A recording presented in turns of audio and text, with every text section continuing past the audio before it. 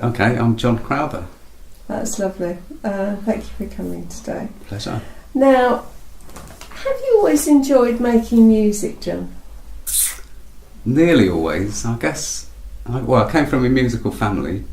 My parents both sung in choirs. My little sisters were both sent off to piano lessons, which I always regretted not having had the opportunity to do. And just as I was coming up to my 13th birthday, my mother asked me if I wanted to play a musical instrument. And I said, yes, I'll play the guitar. So that's where that started. So I think my favourite bands at the time were probably The Who and Black Sabbath. But I did play the recorder at school, so I had learnt to read music a bit. So that's quite important, isn't it? Yeah. So, useful. How many instruments do you play? Well, I play acoustic and electric guitar and the mandolin. The mandolin I started to play because also early in my teens I was a scout. We did jumble sale collections and somebody was chucking out this knackered old mandolin. It was all broken, so I took it home. I bought it for 50p, took it home and repaired it and started to learn to play it. And how long have you lived in Palmer's Green, John? 18 years now. We moved from Tottenham, bought a house right opposite Hazelwood Primary School, which was very useful because Louis, our youngest son, was just starting school when we moved. It's been good. That's good. When did you start to get involved with local music making? I like this story a lot. What I should have mentioned about my early music making is that I stopped entirely when I was about 20 because I got really bad stage fright. I was very shy and retiring, obviously, and so I just played at home from 20 onwards for my own amusement. I very occasionally got the guitar out and played to sort of visitors to my house, but that was it. So had you been in bands when you got the stage fright? Yeah, I was in bands in my sort of mid to late teens. And I went off to university and I played either in bands or I did some folk music stuff as a duo. But I regularly couldn't play properly because my hands would be shaking so much. And I can remember in one band playing the whole solo from a famous rock song in the wrong key because I just wasn't listening properly. I was too petrified. So going back to your question, I went to a birthday party of one of the Hazelwood school parents and I bumped into Dave Thomas. I think we'd met a couple of times before, but we got chatting about musical things and he started to tell me about the Hazelwood Panto, which I also knew about because I was friends with Moira and Steve before then. And Dave said, you should come along and play in the Panto band. We hide behind the grand piano and we regularly fluff it up. So it really doesn't matter, and the audience is a bunch of small children, so you can get away with it. And that's really how I got back into playing. It was great. Gosh, that's an amazing story, isn't it? So we come back to the Hazelwood pantomime, which we've talked about. I think it's been very key in the community life of Palmer's Green. It's wonderful. Made lots of friends through the pantomime, met lots of other school parents. That sounds lovely. And to get over that stage fright, because you wouldn't know it today. I still...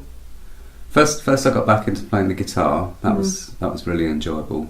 And then later I started to sing again, which I hadn't done probably since before my voice broke in public.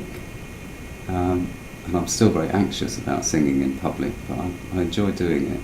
It's worth the effort. For me, I don't know what the audience feels about it, but I like it. That's a great story.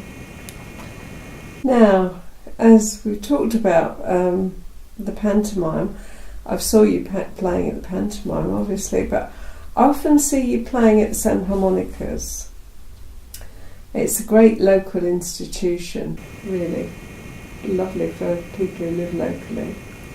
So how did it start, St Harmonicas? We have to go back a fair old way. The bands that emerged from the Hazelwood pantomime and from a couple of fundraising cabarets while we were all still involved at Hazelwood was called The Vintage. That was Julia Gannon, Simon Fowle, Chrissy Thomas, Dave Thomas, Simon Bennett, originally Steve Foster, and a friend of ours who played drums for us.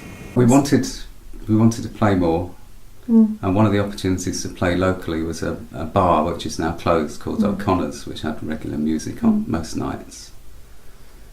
And kind of parallel with playing at O'Connor's occasionally, Phil and Mario opened the Waiting Rooms cafe at Palmer's Green Station, and Dave Thomas managed to wangle us a couple of gigs there. They had a stage that was about 18 inches wide. I think you could just about stand a chair on it. And being a 7-piece band at the time, that didn't work particularly well, but yeah, we played there, and then Anita Correa took over the Waiting Rooms, and we started organising music there every Friday night. We'd usually end up staying there until at least 2 o'clock in the morning, feeling completely knackered on Saturdays. And the Waiting Rooms was great, but you could only fit about 30 people in there. It had no access to toilets for quite a long time, which was a bit of a drawback for a bar. And then circumstances changed. Anita gave up the cafe and just kept the kiosk at the station. And one of the regulars at the Waiting Room suggested that we move up to St Monica's Centre on Cannon Hill. So that's what happened. 2010, I think. Yes. St Monica's having the great advantage of indoor loos, draft beers, and room for more than 30 people in the audience. I know, it's a fantastic venue, isn't it?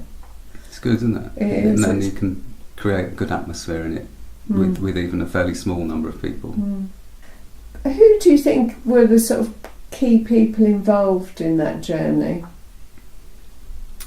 Dave Thomas, I think, had the vision, without a doubt, that we wanted more live music locally.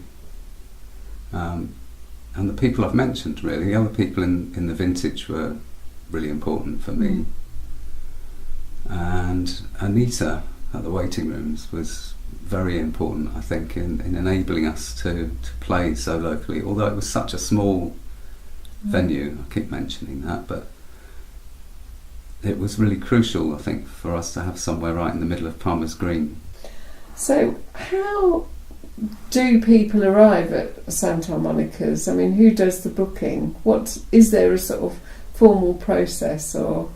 It's a bit of a haphazard process. There's lots of rebooking of people who've been involved over the years now, because it is quite a number of years. And then there are kind of 2 main routes into playing, well, maybe more.